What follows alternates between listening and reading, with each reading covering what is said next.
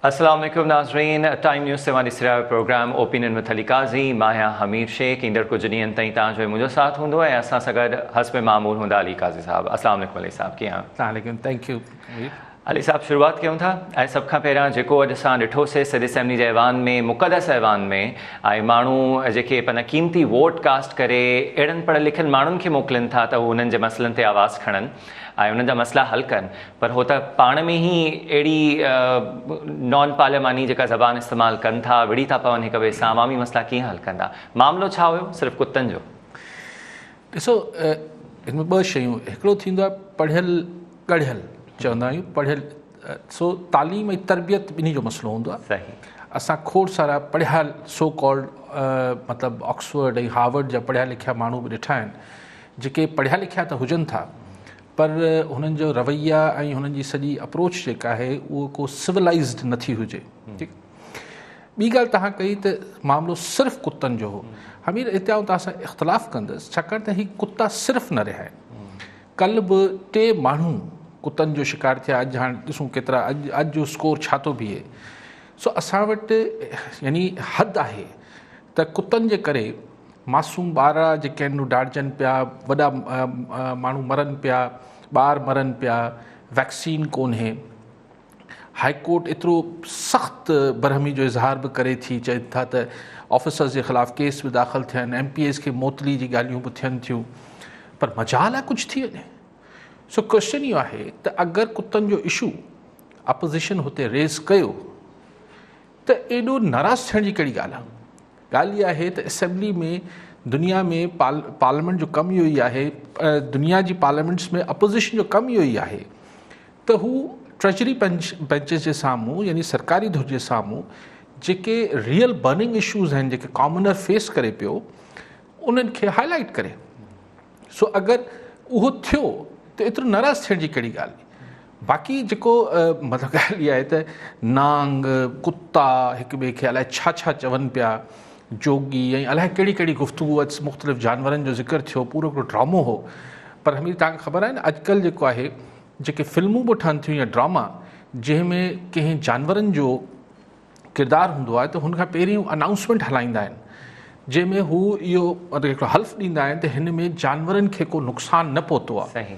त हीअ जेको असेंबली वारो अॼु को ड्रामो पाण ॾिठो, हिन में रियल जानवरनि खे को नुक़सानु त न पहुतो, लेकिन माण्हुनि खे यकीननि पंहिंजे जेको सो कॉल्ड असांजा मोज़िज़ मेंबर साहिबान आहिनि, जिन्हनि जे असांखे हमेशह ॻणती हूंदी आहे त इस्तेहकाक मजरू न थी वञे, उन्हनि पंहिंजे इस्तेहकाक खे अॼु जीअं सिंध असेंबली में हवा में उॾायो आहे हिक ॿिए खे। ऐं पोइ ॻाल्हि इहा आहे त अगरि ठोशेबाज़ी करणी आहे, अगरि मामिलो दलील ऐं मंतक खां चढ़ी वियो आहे, त मुंहिंजे ख़्याल त ऐवान खां थोरो ॿाहिरि निकिरी, वॾो मैदान आहे सिंध असेंबली तव्हां ॾिठी हूंदी, ॿाहिरि वॾो मैदान आहे, त मुंहिंजे ख़्याल आहे त पोइ ईअं हिकिड़ो रेसलिंग जो या बॉक्सिंग जो अगरि मुक़ाबिलो करिणो आहे त हू उते त जेको ऐवान जो अंदरि हिसो आहे उहो नंढो आहे। मुंहिंजे ख़्याल ॿाहिरि अगरि लॉन में अची, असेंबली जो लॉन जेको आहे, अगरि स्पीकर साहिबु इहो इजाज़त ॾे त जेके जेके ठोशेबाज़ी जो शौक़ु आहे हू ॿाहिरि करे वठे। काफ़ी सारा त अहिड़ा MPs आहिनि पंहिंजी फिटनेस जो बाक़ाइदा ख़्यालु रखंदा, जिम शिम बि वञनि था। रहमान जतोई साहब आहिनि पनवाकिल मां। जी रहमान साहब, छा सवाल हूंदो तव्हांजो? साईं काज़ी साहब अस्सलाम वालेकुम। वालेकुम अस्सलाम। साईं काज़ी साहब खां सवाल आहे त अॼु असांजे सिंध जा चूंडियल नुमाइंदा तमामु जेको आहे सो एलीट क्लास जा माण्हू कुतनि जे करे जेको आहे सो असेंबली में विड़िया आहिनि ऐं उन तमामु हंगामो मचायो आहे। असांजे मुल्क में कुतनि जूं 4 कैटेगरियूं आहिनि। हिकिड़ा कुता उहे आहिनि जेके तमामु वॾनि माण्हुनि जा आहिनि, उहे उनसां गॾु खाइनि पीअनि सुम्हनि था। ॿिया कुता आहिनि जेके पंहिंजो शिकारी कुता आहिनि, जेके वॾनि माण्हुनि खे ई उहे जेको आहे सो उनखे कमु अचनि था, उहे फाड़ा हिरण मारे उनखे जे ऐशी लाइ तस्कीन कनि था, तस्कीन आहे। ॿिया कुता आहिनि घरेलू, जेके भाॻियुनि जा मालवंदनि जा जेको चौकीदार आहिनि, उनखे कुतनि खे उते रोज़ी रिज़्क़ उनखे मिले थो, मुहैया थिए थो। ॿिया कुता आहिनि रोलू, जंहिंजे खाइण पीअण जो को बि टाइम ते बंदोबस्तु कोन्हे, न उनखे काथे मिले थी, जंहिंखे जेको आहे उनखे उहो बुखिया ॾुखिया तंग ऐं इफ़लास में मुब्तला आहिनि। उन्हनि ई कुतनि खे उहे चिताजनि था, उहे ई कुता मारिया वञनि था। उहो ई असां वटि आवाम जो शरबो साॻियो ई आहे। हिकिड़ा एलीट क्लास जो आवाम आहे, ॿियो ग़रीब आवाम आहे, जेको रुले पिने थो, जंहिंखे को वसीलो खाइण लाइ कुझु कोन्हे, उहे चोरी बि कंदा, फुरा बि कंदा, धाड़ा बि हणनि था। उहो सिस्टम साॻियो ई आहे। कुता बि पंहिंजो बुख जे करे माण्हुनि खे ॾाड़नि था, पटनि था, ऐं माण्हू बि जेको आहे बुख जे करे माण्हुनि खे मारनि था। त हिन मुआशिरे खे हिन समाज खे सुधारण लाइ असांजी असेंबली त को तर्क नथी वठे, असांखे कहिड़ा उपाय वठणा पवंदा? काई साहिब जो इहो सुवालु आहे। Thank U. असांखे कहिड़ा कुता? असांखे घणनि कुतनि खां शायदि उहो चवनि पिया था छुटकारो हासिलु करणु घुरिजे। बहरहाल आम जेको माण्हू आहे पंहिंजा ॿार ॿाहिरि कढे थो, कुझु त घटि में घटि म्यूनिसिपल खे एक्टिव थियणु घुरिजे, कंट्रोल करे सघिजे थो हिन खे। ॿियनि मुल्कनि में बि सभु कुझु थींदो आहे, पर अहिड़ी तरह ॿारनि जो रोज़ ज़ख़्मी थियणु, हिन में बि हिकिड़ो ह्यूज बजट आहे जेको वैक्सीन में हलियो थो वञे असांजो। एक्चुअली ही जेके तव्हांजा बल्दियाती इदारा आहिनि, ही हिननि वटि इहे फंड्स हुजनि था त हू कुतनि खे मारीनि या कुतनि खे ॿियो कुझु हुननि जो बंदोबस्तु कनि। पर छा आहे त असांजा ही बल्दियाती कल्ह बि इहो डिस्कस पियो कयो त ही जेके बल्दियाती इदारनि जा बजट्स आहिनि इहे लोकल भोतारनि जे बंगलनि ते ख़र्चु थियनि था। सो अगरि हू बंगलनि ते ख़र्चु थियनि था त पोइ ज़ाहिर आहे त उहो जेको हुन बजट्स जो एक्चुअल कारज आहे उहो पूरो नथो थिए। जेको साईं ॻाल्हि कई त जेको कैटेगरी कुतनि जी ॿुधायूं, बिल्कुलु ठीकु आहे साईं। ऐं इहा ॻाल्हि बि जतोई साहिब जी ठीकु हुई त जेको रोलू कुतो आहे उनजो विक्टिम वरी आम माण्हू ई थिए थो, जेको सो कॉल्ड इलीट आहे या सो कॉल्ड जेको, छाकाणि उन वटि त जेके बंदि गाॾियूं आहिनि ऐं हू त कोई ईअं पंधु कोन था हलनि रोडनि ते, रस्तनि ते, ॻोठनि में। सो वीचारो आम माण्हू ई हिननि रोलू कुतनि जो विक्टिम थिए थो। हाणे सुवालु इहो आहे त हीउ जेको असेंबली में पाण लका ॾिठो, हिन जो हाणे भले ई बहस कनि त अपोज़िशन ही ॻाल्हायो त असां ही ॻाल्हायो, अपोज़िशन चवंदी गवर्नमेंट ही चयो त हू चयो। बेसिकली ॻाल्हि हिन मां सिंध जे माण्हुनि अॼु छा मैसेज वरितो त यार हितां को माण्हू कुझु पले कोन पवंदो। ही हिकिड़ी डिबेटिंग सोसाइटी आहे, हिते हिकिड़ी मतिलबु या अगरि डिबेट बि जेको आहे उहो कंहिं पार्लिमानी ॿोली में या हिकिड़ी मंतक ऐं दलील सां नथो थिए। थोरी ॻाल्हि वधंदी त पोइ अॼु ठोशेबाज़ी त लथा आहिनि, अलाह ख़ैर करे सुभाणे लठियूं न खणी अचनि, हिक ॿिए जा मथा न फाड़े छॾीनि। छाकाणि त असां जहिड़ो आम माण्हू, तव्हां जहिड़ो हमीद, अगरि त असीं कुझु चवंदासीं त हिन जो इस्तेकाक मजरू थी वेंदो। इस्तेकाक न हुजे, जेको शीशो आहे, ग्लास आहे, उहो टुटी पवंदो। पर पाण हिक ॿिए जो इस्तेकाक सां जेको अॼु कमु कयो अथनि, सो आई थिंक के हिन सां ही ॿई धुरियुनि लाइ ओवरऑल जेके असांजा चूंडियल एफ़ज़ी आहिनि, ईअं नाहे त असेंबलियुनि में ही गोड़ सॼी दुनिया में थींदो आहे। इहे तमाशा पाण टोकियो जी असेंबलीज़ में बि ॾिठा आहिनि, दुनिया ॾिठा आहिनि। लेकिन हुते हू असेंबलियूं पर जॾहिं ठीकु हूंदियूं आहिनि त को डिलीवर करे रही हूंदियूं आहिनि। सो हाणे हिते ही डिलीवरी आहे कोन, रुगो ठोशेबाज़ी ऐं गारगंदा आहे। ऐं तव्हां ॾिठो त गवर्नर जो जेको उहो एलीट क्लास जो कुतो हुयो त उहो गाॾी में बि घुमियो। बदन उनारी साहब आहिनि कनकोट मां। जी अस्सलाम वालेकुम बदन उनारी साहब, छा सवाल? वालेकुम सलाम साईं, छा हाल आहे? ख़ुशि आहियो? काज़ी साहिब खे सलाम साईं। वालेकुम सलाम। अर्ज़ इहो आहे त अॼु वरी जेको रूमर सुठा ॾिठो थिए त वरी पैराग्राफ समझी मोकिली आहे शायदि 20 रुपया पेट्रोल वधाइण जी, डीज़ल वधाइण जी। हाणे अॻे एॾी सारी महांगाई, जॾहिं तेल वधे थो त हर शइ ते असरु पए थो, ट्रांसपोर्ट ते असरु पए थो, सौदे ते, सामान ते, सभिनी ते असरु पए थो। पर विचे तबिके वारो माण्हू वञे काॾे? महिरबानी। जी नोनानी साहिब, हाणे थींदो इहो ई त 20 रुपया 25 रुपया लिखी मोकिलबो, सिफ़ारिश कबी, पोइ प्राइम मिनिस्टर साहिबु तमामु आवाम जी भलाई में उनखे 3 या 4 रुपया करे छॾींदो। सो इहो आस्ते आस्ते करे उहे 20 रुपया थी वेंदो। सो लिखबो 20 रुपया, पोइ साईं जेको आहे उहो 2 रुपया ऐं 3 रुपया वधाए छॾींदा, ऐं पोइ जेको थींदो आहे। इहा बि हिकिड़ी नई टैक्टिक आहे। पहिरां ओघरा हिकिड़ी वॾी समरी ठाहींदो आहे त एतिरी रक़म हूंदी, पोइ वज़ीर आज़म साहिबु तमामु हीरोइक अंदाज़ में उहे 2-3 रुपया करे। हा, मतिलबु उहो ई ॻाल्हि आहे न त भई हू लतीफ़ो आहे त हिकिड़े वकील साहिब खे चयो त ख़ैर ढिघो थी वेंदो। अच्छा, फिर असां हिकिड़ो कॉलर था वठूं, पोइ असां लतीफ़े खे बि ॿुधूं था। नबी बख़्श साहिबु आहिनि। जी नबी बख़्श साहिबु, छा सवाल हूंदो तव्हांजो? अली काज़ी साहब को सलाम साईं। मुंहिंजो सुवाल इहो आहे त जेको सिंध असेंबली में ख़ासि करे खुरमशेर ज़मान वारा जेका लैंग्वेज इस्तेमालु कंदा आहिनि, जिथां हीअ अॼु फसाद शुरू थियो असेंबली में, माना हू जेको ॻाल्हाए पियो, मां त हुनखे नथो अची सघां, मौजूद मेंबरनि जा बि, पर हीअ पंहिंजी नस्ल ज़ाहिर कंदा आहिनि। जेका करे साईं कुतनि जी ॿुधाए पियो जतोई साहिबु मुख़्तलिफ़ नस्लूं, हिननि जी बि आला हिकिड़ी नस्ल उन्हनि मां आहे।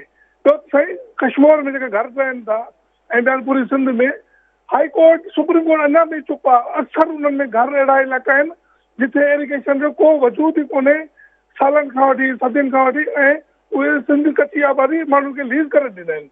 महिरबानी करे ओपिनियन वठंदा। महिरबानी महिरबानी। साईं सभु अदालत चयो त जेके ई कैनालनि ते हिन ते ठहियल आहिनि उहो, या बंदनि ते जेके घर ठहियल आहिनि उहो टोड़िया वञनि।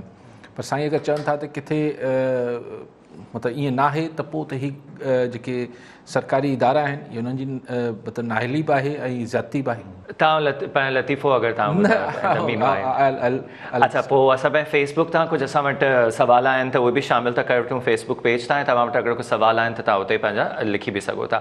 पहिरियों हिकिड़ो सवाल आहे लाइबा अख्तर साहब ठरी मीरबाग मां, त ज़रदारी साहब बयानु ॾिनो आहे त सेनेट में पीपल्स पार्टी जो या त सेनेट चेयरमैन हूंदो या अक्सरियत हूंदी त पोइ छा इलेक्शन में को वॾो सरप्राइज़ बि ॾेई सघे थी पीपल्स पार्टी, या पंहिंजो को चेयरमैन वग़ैरह आणण में कामयाबु थी वेंदा?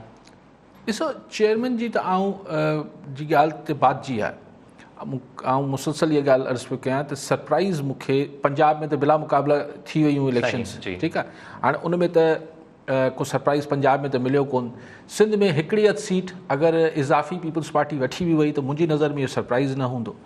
असुलु सरप्राइज़ आहे इहो त यूसुफ रज़ा गिलानी इस्लामाबाद वारी सीट तां खटे थो या नथो खटे।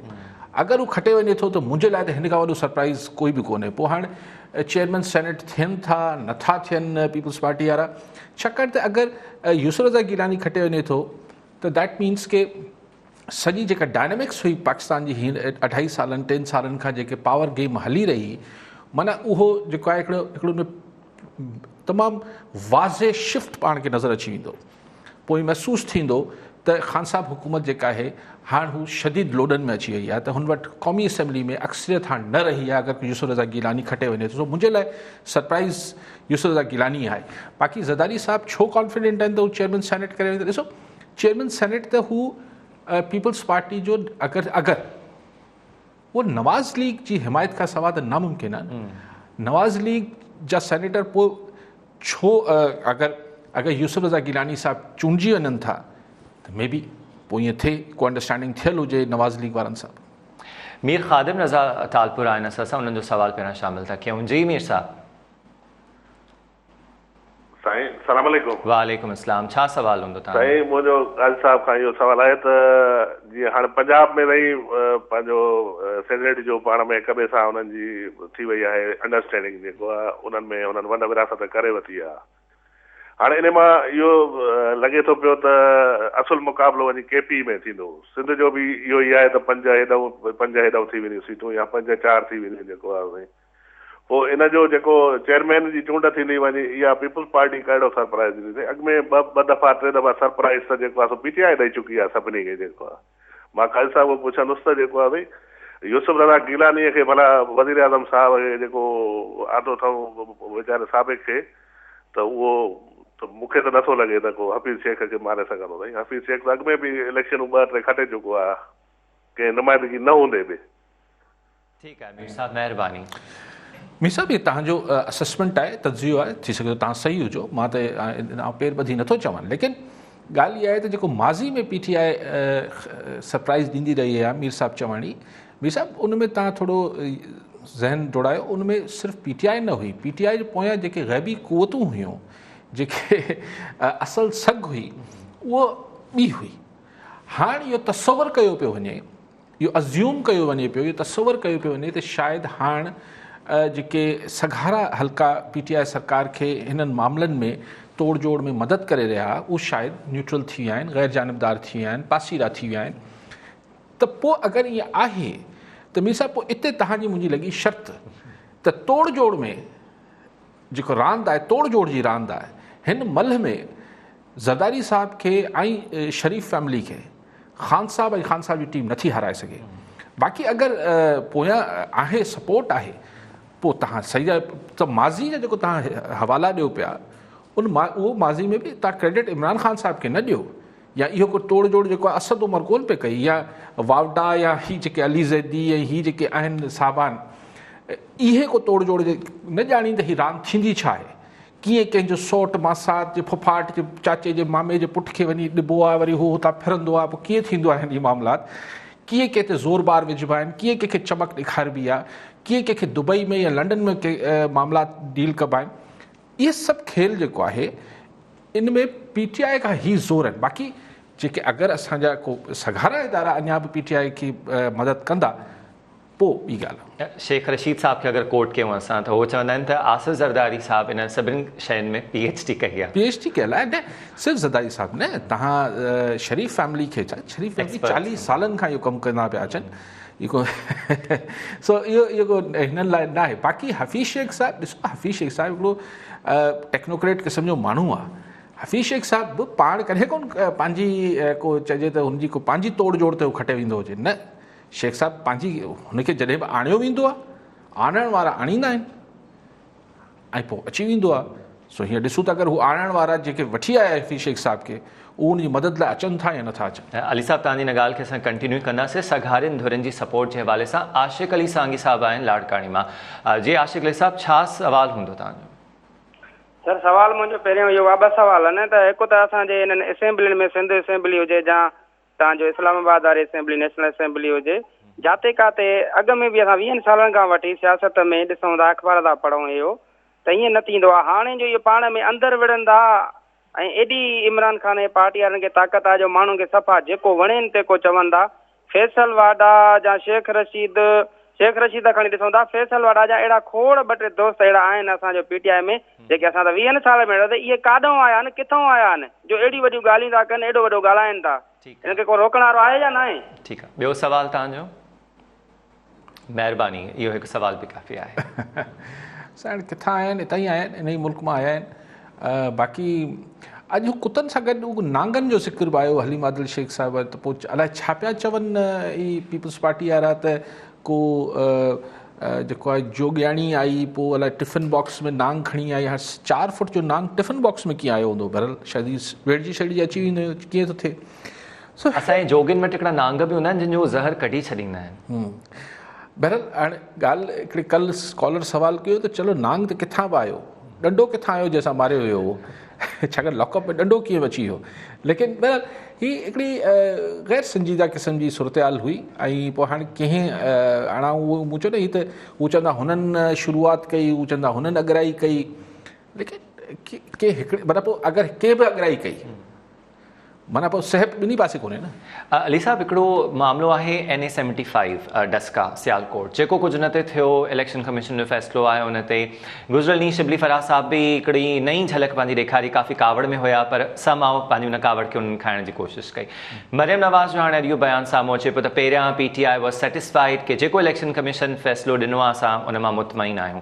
हाणे उहो प्लान पिया कनि त उनखे लाहौर हाई कोर्ट में चैलेंज कयूं ऐं उनखे इनडायरेक्टली चइजे त नथा मञनि। मरियम नवाज़ हींअर बि इहो ई इंसिस्ट पई करे त हिननि वोट चोरी कयो, आवाम सां धोखो कयो ऐं आवाम हिननि जूं जेके आहिनि उहे ज़मानतूं रद्द कंदो। हाणे ॿीहर जॾहिं पोलिंग थींदी तॾहिं बि ॾिसो, ॻाल्हि इहा आहे त अगरि ॿीहर चूंडूं नवाज़ लीग खे सूट कनि थियूं, फॉर द रीज़न कि हुननि ॾिसी वरितो त डस्का जे माण्हुनि वोटरनि बाई इलेक्शन में, अमूमन कल्ह बि ॻाल्हि पई कई त बाई इलेक्शन्स में जेको वोटर हूंदो आहे उहो सिटिंग गवर्नमेंट जे कैंडिडेट खे वोट कंदो आहे, छाकाणि त या वोट करणु ईंदो ई कोन्हे, चवंदा फ़ाइदो कहिड़ो आहे, हुकूमत आहे उहा ई खटे वेंदी।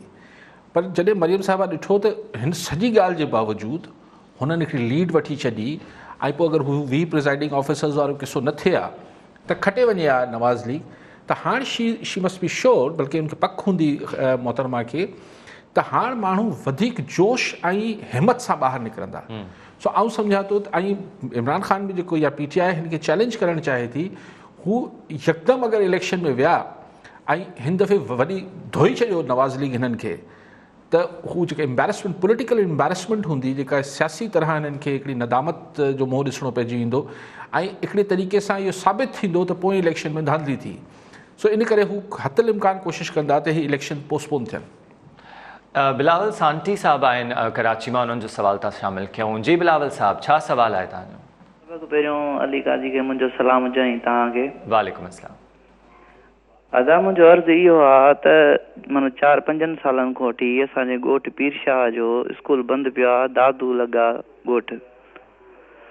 हर साल जेको पीपल्स पार्टी खे वोट असांजो सॼो ॻोठ ॾींदो आहे ऐं असांजे ॻोठ जो हालात अहिड़ा थी विया आहिनि हींअर जो माना त अहिड़े माना त दौर में न गैस आहे, न बिजली आहे ऐं नए रोड रस्ता आहिनि। जेको स्कूल आहे, नंढड़ा बच्चा पढ़ंदा आहिनि, उहो बि बंदि पिया 4-5 सालनि खां वठी।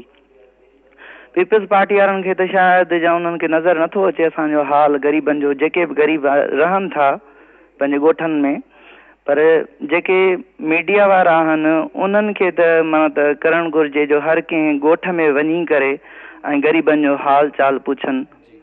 बिल्कुलु, इहो मुंहिंजो कोशिशि हूंदी आहे। तव्हां अगरि पंहिंजे ॻोठ सां गॾु अगरि पंहिंजे डिस्ट्रिक्ट जो बि नालो ॿुधाए छॾियो त ठीकु आहे। सभु स्कूल त घणा ई बंदि आहे। दादू न छा न साटी साहब, साईं ॻाल्हि इहा आहे त तव्हां चओ था त हर साल तव्हां वोट कंदा आहियो, पोइ वोट ॾियण महिल न तव्हांखे स्कूल नज़र अचे थो, न गैस जो मसइलो नज़र अचे थो, न ॿियो रोड रस्तो नज़र अचे थो, बाक़ी हाणे मीडिया अची हुते हाईलाइट करे। अच्छा, पोइ ॻाल्हि इहा आहे त ईअं न आहे त हीअ हुन तक जा जेके बि चूंडियल एवज़ी आहिनि उन्हनि खे तव्हांजे ॻोठ जी ख़बर न हूंदी, त हू जॾहिं मीडिया ते ॾिसंदा चवंदा हा अच्छा अच्छा अच्छा इहो त वॾो ज़ुल्म आहे, स्कूल बंदि। सभिनी खे सभु कुझु ख़बर आहे, एजुकेशन डिपार्टमेंट खे छा ख़बर न हूंदी छा थियल आहे? सो क्वेश्चन इहो आहे त वोट ॾियण महिल तव्हांजे लाइ ही मसाइल हूंदा ई कोन्हनि। ओॾी महिल तव्हांजे वोट ॾियण लाइ ॿियूं तव्हांजी जेके तरजीहात हूंदियूं आहिनि, त पोइ मीडिया हाईलाइट अगरि करे बि छॾे, मिसाल साईं जी ॻोठ जी करणु खपे, ऐं न न करे मीडिया, लेकिन अगरि करे बि छॾींदी त उन ते मीडिया हिकिड़ो अधु दफ़ो ख़बर हलाए छॾींदी, पोइ छा थींदो? ॿुधाए ख़ैरु आहे, अहिड़ा हज़ारे स्कूल बंदि पिया आहिनि, हिकिड़ो बंदि पियो आहे त हिकिड़ी वॾी ॻाल्हि थी वई।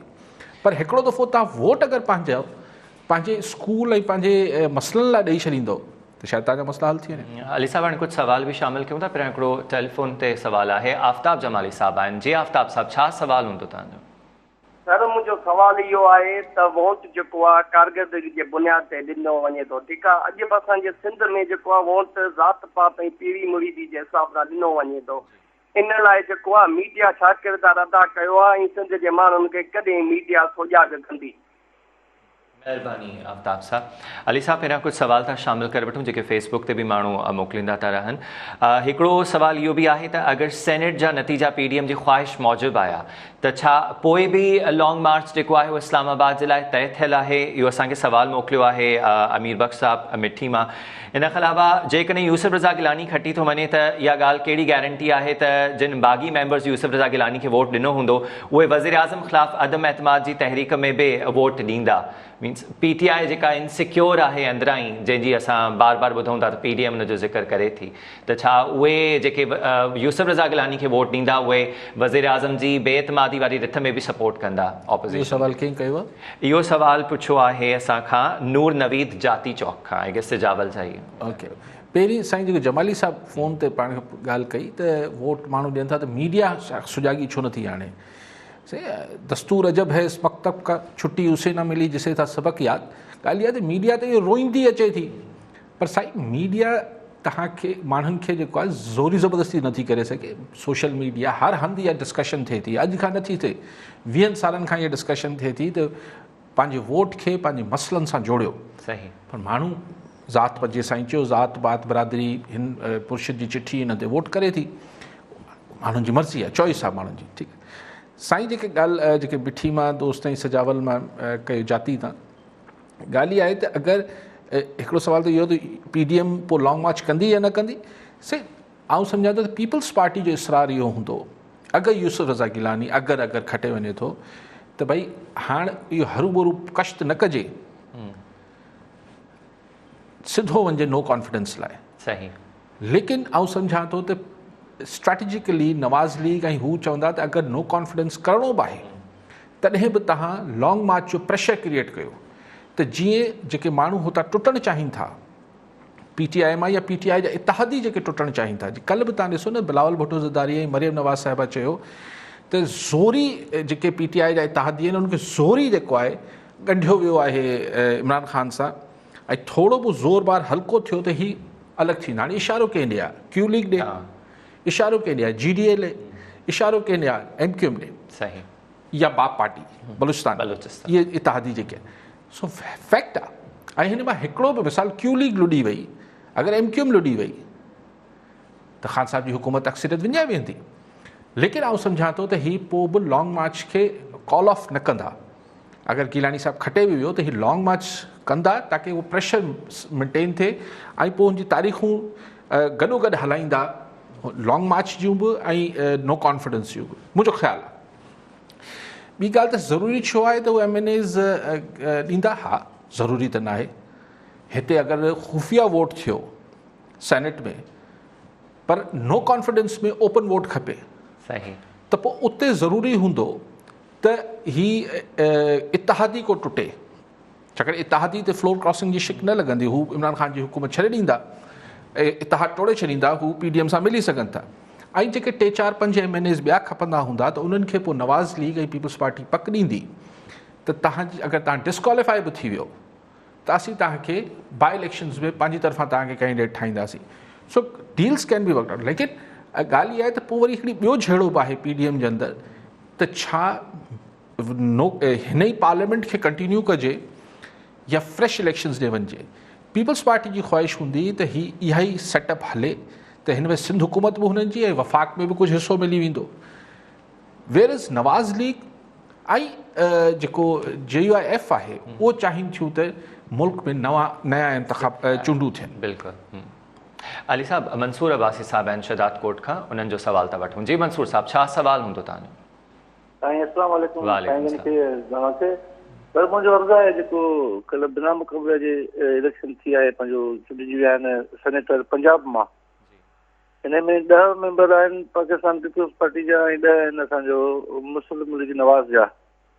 माना उन्हनि सम्झो तो ॼण किथे तरह सपोर्ट करे छॾी आहे PTI खे। असांखे जेको तो ॿुधाए थो त साईं इहो 3 तारीख़ जे शाम जो गिलानी साहिब सेनेटर थी वेंदो साईं, साईं जन जी शहर आया। ठीकु आहे मंसूर साहब, जेतिरो सवाल तव्हांजो सम्झ में आयो त पंजाब जी जेका उहा एडजस्टमेंट थी आहे ऐं सेनेट जा उहे जेके बिला मुक़ाबला हाणे थी विया आहिनि, हिते इहो कीअं थी वियो आहे त नून लीग बि सपोर्ट करे छॾी PTI जा या उन्हनि पंहिंजा पेपर्स वापसि करे छॾिया? ऐं हिन बेसिकली चौधरी परवेज़ इलाही रोल प्ले कयो आहे त स्पीकर पंजाब असेंबली ऐं उहो स्पीकर जी हैसियत में न, अदरवाइज़ चौधरीज़ जो हिकिड़ो इहो आहे ऐं आसिफ़ ज़रदारी साहब त मुफ़ाहमत करे वठो। ऐं हिकिड़ी पहिरियों ही बर्फ़ आइस मेल्ट थी आहे, बर्फ़ पिघरी आहे between Nawaz league and Q league. सही। त चौधरीज़ जेको आहे, सवाल इहो आहे त हिन में इहो थियो त को कंहिं MP खे कुझु कंहिंखे बि न ॾियणो पियो, हीअ त मुफ़्त में कमु थी वियो न।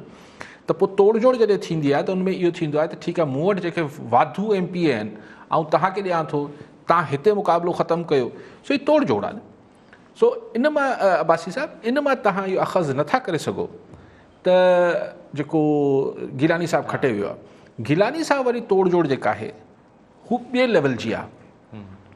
पर हिन मां तव्हां इहो अख़ज़ करे सघो था त असांजा जेके पोयां सघारा इदारा आहिनि उहे पंजाब में न्यूट्रल रहिया आहिनि।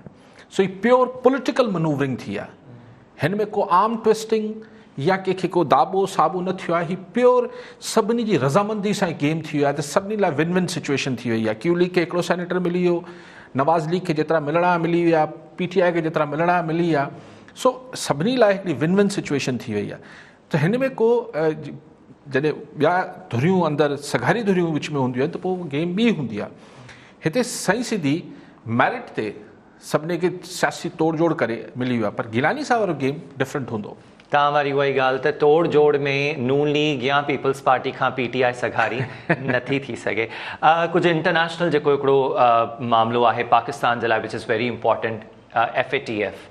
उन जे लाइ FATF अथॉरिटीज़ बि पाकिस्तानी अथॉरिटीज़ खे ॿुधायो आहे त तव्हां बहितर कानून साज़ी कई आहे ऐं हाणे ग्रे लिस्ट में पाकिस्तान जा जेके वञण जा चांसिस हुया उहे तक़रीबन ख़तम थी चुका आहिनि। यस, ग्रे लिस्ट में, ग्रे लिस्ट खां पोइ ब्लैक लिस्ट में वञण जा। तव्हां ॻाल्हि करे वठो। ठीकु आहे। त उन में हमाद अज़हर जो हाणे चवणु आहे त वधीक जेका मनी लॉन्ड्रिंग जे हवाले सां सख़्तु कानून जेके आहिनि उहे ठाहिणा पवंदा। इहो उहो ई मामिलो आहे जंहिं ते बि इमरान ख़ान वज़ीर आज़म हमेशह इहो चवंदो रहियो आहे त जॾहिं असां इन्हनि खां FATF ते तावन जी घुर कईसीं त तव्हां सपोर्ट कयो, पाकिस्तान जो मामिलो आहे त इन्हनि पंहिंजो हिकिड़ो NRO असांखे ॾेई छॾियो। ही बेसिकली 2 एरियाज़ आहिनि, वाइट, ग्रे एंड ब्लैक। सही। हा। त डपु इहो हो त पाकिस्तान ख़ुदा न ख़ास वाइट मां ग्रे में अची वियो, यानी विच में अची वियो, त डपु इहो हो त हीउ ग्रे मां ब्लैक लिस्ट थी वियो त पोइ सैंक्शन्स बि लॻी वेंदा ऐं सभु कुझु थी वेंदो। सो इहा उमेद काफ़ी रोशन थी वई आहे त असां ब्लैक लिस्ट में त न विया आहियूं, पर हाणे इनशाअल्लाह असां जेके बाक़ी 2 फरमाइशूं आहिनि FATF जी उहे बि पूरी करे छॾींदासीं त वील अगेन असीं वाइट में अची वेंदासीं, यानी पोइ असां त इहो तलवार जेका लटकियल आहे FATF जी उहा हटिजी वेंदी। आउं इहो सम्झां थो त ही कानून ही सभु शयूं त ठीकु आहिनि, ही फॉर्मेलिटीज़ आहिनि, ही बेसिकली इंटरनेशनल गेम बि हुजे थी जंहिंमें अमेरिका बहादुर जो हिकिड़ो वाइटल रोल रहे थो, पर चाइना बि हुन में इन्फ्लुएंस करे थो। सो तव्हांजी जेका फॉरेन पॉलिसी आहे ऐं तव्हांजा जेके ॿिया मामलात आहिनि, अगरि हू ठीकु आहिनि वॾनि कुवतनि सां, त पोइ तव्हां खां हिन मां मतिलबु निकिरी वञो था। ऐं उहो पाण ॾिसूं पिया त जो बाइडन सरकार जे अचण खां पोइ कुझु शयूं बहितरी ॾे वञनि पियूं। पाण ही जे ॾिसूं पिया त अञा ऑल्दो ख़्वाहिश इहा असांजी हुई त असां निकिरी वञूं हिन ई धक में, वरी जून जी सुनवाई मिली वई आहे असांखे, त जून ताईं बाक़ी 2 शयूं बि करे वठो, छाकाणि त हुनमें इंडिया लॉबिंग करे रहियो त पाकिस्तान खे ब्लैकलिस्ट कयो वञे। सो लेकिन होपफुली असां उमेद आहे त जून में ग्रे लिस्ट खां वाइट में अची वेंदासीं। लेकिन तव्हां ॾिसो त जो बाइडन जी सरकार जे अचण खां पोइ ही बि कुझु बहितरी नज़र आई आहे पाण खे। ऐं जेके इंडिया ऐं पाकिस्तान जा DGMOs में कल जेको फ़ोन ते हिकिड़ी फ्रैंक डिस्कशन थी आहे ऐं वापसि सीज़फायर खे मेंटेन करण जी ॻाल्हि थी आहे। आई एम श्योर कि ही बि सिर्फ़ु बायलैटरल न आहे, ही को पाकिस्तान इंडिया जो मामिलो न आहे, हिन में वाइट हाउस ज़रूरु को न को हुनजो किरदारु बि हूंदो। अली साहब कॉलर आहिनि असां वटि, नावेज़ शर साहब आहिनि। नावेज़ साहब छा तव्हांजो सुवाल हूंदो? ऐं जेके असां वटि हितां जूं कंपनियूं आहिनि न, जीअं माड़ी गैस थी वई, एंग्रो थी वई या शुगर मिल आहे, इहे मक़ामी माण्हुनि खे नज़रअंदाज़ करनि थियूं, कंहिंखे चौकीदारी बि नथा ॾियनि या कंहिंखे माना स्वीपर बि नथा रखनि एतिरे अंदाज़े। महिरबानी नावेज़ साहब।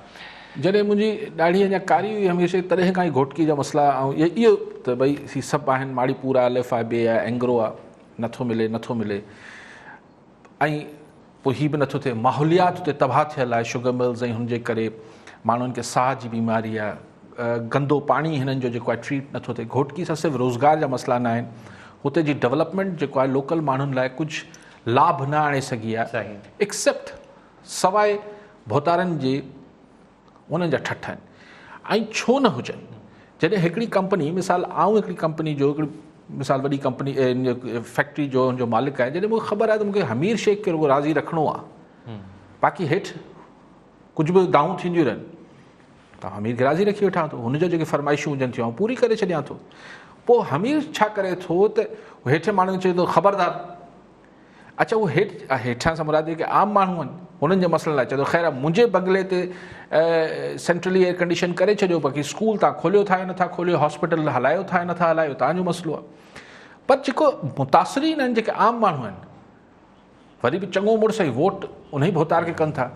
सो आख़िर में हर ॻाल्हि उहा ई अची वई, जॾहिं वोट ॾियण जो वारो अचे थो तॾहिं अवाम इहो छो नथो सोचे त घोटकी जी सनतुनि में लोकल माण्हुनि जे लाइ, नौजवाननि जे लाइ छो न को आहे। असां सां कॉलर आहिनि हैदराबाद मां, उन्हनि खे बि शामिल कयूं था। नवाज़ गनी साहब आहिनि, अगरि मां नालो सही न पियो वठां। फवाद गनी सिद्दीकी साहब। जी फवाद साहब, छा सवाल हूंदो तव्हांजो? आऊं फवाद गनी सिद्दीकी हैदराबाद मां पियो ॻाल्हायां, पब्लिक स्कूल एलुमनाई एसोसिएशन जो प्रेसिडेंट आहियां। जी हेलो, छा हूंदो तव्हांजो? हेलो जी फवाद साहब सवाल कजो। आऊं पब्लिक स्कूल एलुमनाई एसोसिएशन जो प्रेसिडेंट आहियां, एलुमनाई फाउंडेशन जो प्रेसिडेंट आहियां। अञा हाल ई में उन्हनि पब्लिक स्कूल खे गवर्नमेंट जेको आहे, हिकिड़ो कमिश्नर साहिब हिकिड़े माण्हू जे चवण ते IBA खे IBS अखर जे हवाले कई आहे।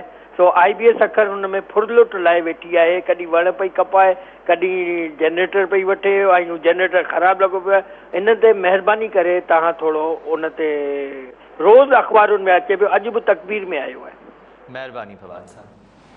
पब्लिक स्कूल है जी फवाद साहब, पब्लिक स्कूल हिकिड़े ज़माने में फवाद साहब बि उतां पढ़िया आहिनि, आऊं बि उतां फर्स्ट ईयर इंटर कयो आहे। बॉनवेंचर्स में बि शायदि फवाद साहब हुआ, आऊं बि हुउसि, अगरि मूंखे सही सम्झ में अचे पियो त।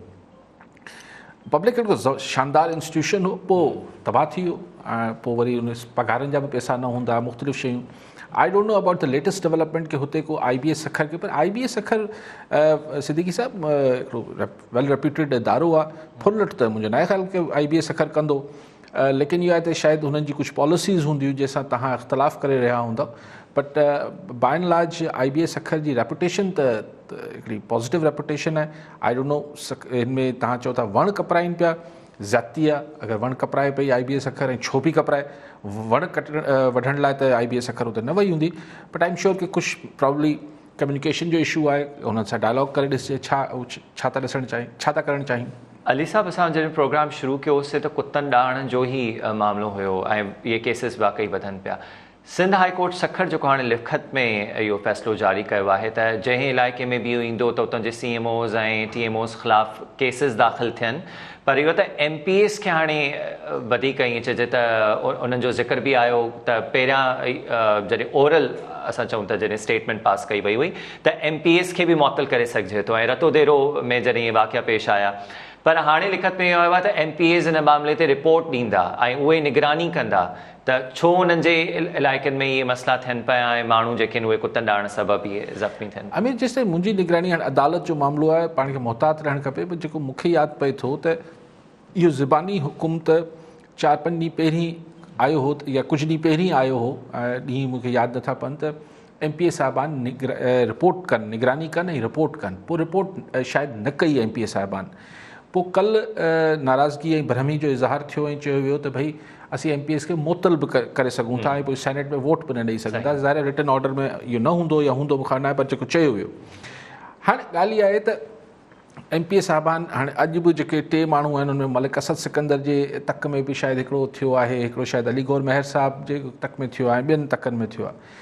हाणे MPA साहिबान अगरि थोरो निगरानी करे करणु घुरिजे, छाकाणि हाई कोर्ट जो हुकुम आहे, ही को ईअं मड़ी ॻाल्हि त न आहे, मीडिया जी को मुतालबो त कोन्हे या मीडिया जी ॻाल्हि न आहे, त अदालती हुकुम आहे त MPA साहिबान खे हिन में दिलचस्पी वठणु खपे।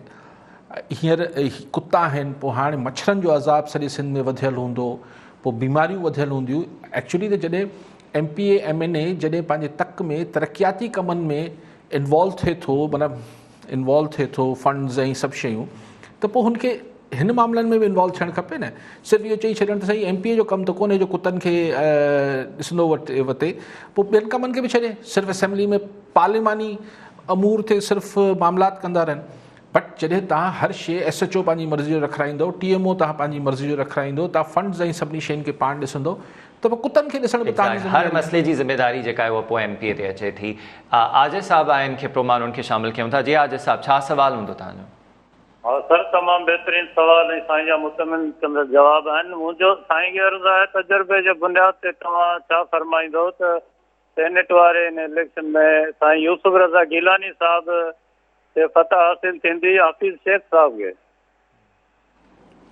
ठीकु आहे आजिज़ साहब। आजिज़ साहब, कुझु शयूं असांजे मुल्क में हर दफ़े नओं तजुर्बो थी रहियो हूंदो आहे, लिहाज़ा तजुर्बे जी बुनियाद ते हिन ते बाक़ी 3-4 ॾींहं आहिनि। हाणे जी 3 तारीख़ ते इलेक्शन आहिनि, ॾिसी वठंदासीं। पर उन इलेक्शन आऊं पंहिंजे तजुर्बे जी बुनियाद ते इहो चई सघां थो त अगरि इलेक्शन जा नतीजनि जा असरात छा पइजी सघंदा आहिनि, ऐं 2-टे प्रोग्रामनि में इहा ॻाल्हि करे चुको आहियां। गिलानी साहिबु अगरि खटे वियो त पोइ सम्झिबो त असांजा जेके सघारा इदारा आहिनि उन्हनि जी सपोर्ट ख़ान साहिब खे अमली सपोर्ट ख़तमु थी वई आहे। छाकाणि त बार बार चवां थो त हिन तोड़ जोड़ जी सियासत में ख़ान साहिब जी टीम हिन पिच ते PDM सां नथो मुक़ाबिलो करे सघे। लेकिन ॻाल्हि इहा आहे त तव्हां सम्झो था त वज़ीर आज़म साहब ते थोरो प्रेशर बि हूंदो हुनजो? थोरो न, सवायो प्रेशर हूंदो। बिकॉज तव्हां सम्झो न, मां वरी रिपीट थो कयां, अगरि ॾिसो प्राइम मिनिस्टर खे क़ौमी असेंबली जा मेंबर चूंडींदा आहिनि, सेनेटर खे यूसुफ रज़ा गिलानी हफ़ीज़ शेख खे बि उहो साॻियाई अंग में मेंबर चूंडींदा। अगरि यानी क़ौमी असेंबली जी अक्सरियत अगरि यूसुफ रज़ा गिलानी खे वोट ॾेई छॾियो त मतिलबु इहो थियो त क़ौमी असेंबली जे ऐवान में मेंबर जेके आहिनि उहे PTI सां गॾु न बीठल आहिनि, बल्कि PDM सां गॾु बीठल आहिनि। सो इहो टेक्निकली नो कॉन्फिडेंस मूवमेंट थी मोशन थी वेंदो, ही नो कॉन्फिडेंस थी वेंदो न ओवर प्राइम मिनिस्टर। त हिकिड़ी उही इलेक्टोरल कॉलेज साॻियो आहे। अगरि गिलानी साहिबु खटे वियो त मतिलबु इमरान ख़ान क़ौमी असेंबली मां अक्सरियत विञाए चुको आहे। KPK में जेको थियो त नौशहरा में उते नून लीग खटी ऐं पोइ परवेज़ खटक जो जेको अबहा आहे उते वज़ीर ज़राअत या शायदि आपाशी, उन्हनि जे मथां काफ़ी कावड़ कई वई। उन खां अलावा जेका रिसेंटली हाणे 2018 जी सेनेट चूंडुनि जी हिकिड़ी वीडियो साम्हूं आई, उन में बि वज़ीर क़ानून खे हटायो वियो हो। पर हाणे ॿीहर जॾहिं इमरान ख़ान उते विया आहिनि त उन्हनि कुझु अहिड़ा इशारा ॾिना आहिनि त उन्हनि खे फ़िलहाल ख़िलाफ़ को एक्शन न, छो त हाणे एवरी MPA काउंट्स इन KPK ऐं वज़ीर आला KPK बि उन्हनि सां मुलाक़ातूं कयूं। मतिलबु हाणे KPK में भी पंहिंजनि खे संभाले रखणो आहे फ़िलहाल। Principles can wait. सेनेट जी इलेक्शन थी वञे पोइ उसूल ऐं जेके आदर्श आहिनि उहो थोरो इंतज़ारु करे वठनि, उनखे पोइ ॾिसी वठंदासीं। फ़िलहाल त हर MPA खे राज़ी रखणो आहे, फ़िलहाल कंहिंखे न थींदो। सो प्रिंसिपल्स कैन वेट। ही थोड़ी कम करे वठूं इलेक्शन जो। पर आई थिंक के PTI में शदीद फिशर्स आहिनि, शदीद इख़्तिलाफ़ात आहिनि ऐं उहे आउं सम्झां थो त हिन सेनेट जे इलेक्शन में पाण खे काफ़ी वाज़े नज़र ईंदा, सिंध में बि नज़र ईंदा, पर क़ौमी असैम्बली गिलानी साहब वारी सीट ते बि नज़र ईंदा ऐं KP में बि नज़र ईंदा। सो उनजा असरात बहरहाल ख़ान साहब हुकूमत लाइ ही मार्च जो महीनो तमामु ॻरो महीनो आहे। अली साहब आख़िरी कॉलर शामिल था कयूं मातली मां डॉक्टर रंधावा। जी डॉक्टर साहब छा सवाल हूंदो तव्हांजो? सर अस्सलाम वालेकुम सर, अली काजी साहब खे सवाल करिणो आहे त अली काजी साहब खे हिकिड़ी दफ़ा अॻे मां कॉल ते आयो हो अली काजी साहब, त अली काजी साहब खे मां कयो त अली काजी साहब चयो त डॉक्टर साहब रस्ता ख़राब आहिनि त इन पथरू पे चल के आ सघूं, तो असां पथरनि ते हली अचूं पिया ऐं असां ज़ुल्फ़िकार मिर्ज़ा जे पुटु हसन मिर्ज़ा खे 80,000 वोट खणी मीर साहब जो मुक़ाबिलो कयो। हाणे असां प्लानिंग ठाही आहे 2018 में हसन मिर्ज़ा खे 80,000 वोट ॾिना, असां 20,000 था किरी पियासीं। इंशाअल्लाह ताला असां पढ़ियल लिखियल तबिको सभु मिली करे आईंदा असां मीर जे वॾेरनि खे शिकिस्त ॾींदासीं ऐं ज़ुल्फ़िकार मिर्ज़ा जे फज़ान हसन मिर्ज़ा खे कामयाबु कराईंदासीं इंशाअल्लाह। महिरबानी डॉक्टर साहब, महिरबानी तव्हांजी। अच्छा डॉक्टर साहब पंहिंजे जज़्बात जो इज़हार कयो, इनमें सवाल कोई कोन हो, मूंखे यादि न आहे त कहिड़े मौक़े ते मुलाक़ात थी डॉक्टर साहब सां, लेकिन ज़रूरु 2018 में था चवनि। अच्छा आख़िरी सवाल हिकिड़ो शामिल कयूं था जेको आहे सिंध जे आबादगारनि जो। टमाटा बसर हिते बम्पर क्रॉप थिए थी ऐं इस्माइल लाहू साहब खे पंजाब जे आबादगारनि जी त काफ़ी फ़िक्र हुजे थी। बम्पर क्रॉप हाणे हींअर कणिक जो बि तयारु थी चुको आहे तक़रीबन, छा करणु घुरिजे ज़रात खाते खे सिंध खे? त ज़रात खाते ते हिन दफ़े सिंध गवर्नमेंट इनफैक्ट 2,000 रुपया रेट मुक़ररु कयो, विच इज़ जंहिंखां पोइ ज़ाहिर अटो महांगो थींदो ऐं आबादगारनि खे फ़ाइदो थींदो, पर हीउ ज़ाहिर पोइ कंहिं हिकिड़े जो फ़ाइदो कंहिं ॿिए जो नुक़सानु थिए थो। लेकिन हिकिड़ो डिघो टॉपिक आहे, मुंहिंजे ख़्याल टाइम हाणे कोन्हे। ठीकु आहे, इंशाअल्लाह ॿिए भेरे अली साहब महिरबानी अॼु लाइ, ऐं तव्हांजो जेको फीडबैक आहे असां लाइ इम्पॉर्टेंट आहे, पंहिंजे फीडबैक खां आगाह कंदा रहंदो। अल्लाह हाफ़िज़।